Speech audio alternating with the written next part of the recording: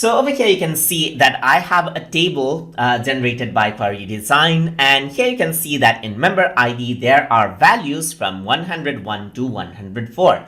So let's say I want to filter out the values right here by numerical ranges. So if you want to do that, then what you can simply do is go to view option right here, and in view option you can go around over here, and here under member ID under criteria, what you can do is, let's say for example you want to show data that are greater than 102 in value, then you can simply type in greater than sign right here and type in 102 and press enter. So this is what you have, as you can see.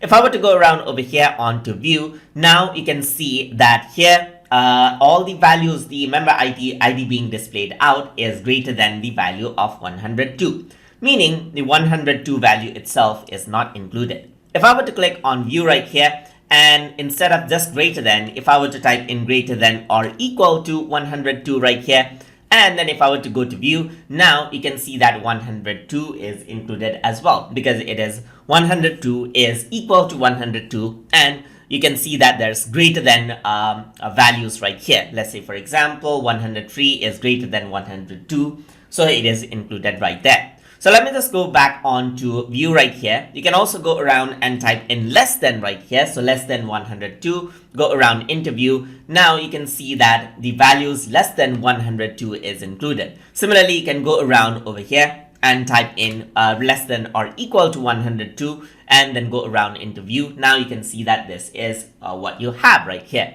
Similarly, you can also go around and just type in equals right here, go to view, and only the values that are equal to the value will be displayed right here. And if you want to exclude 102, then what you can simply do is use less than or greater than sign right here. Together go to view, and now what happens is that 102 value is not there, which basically means that the filtration is happening by saying that display 102, which is not equal to 102.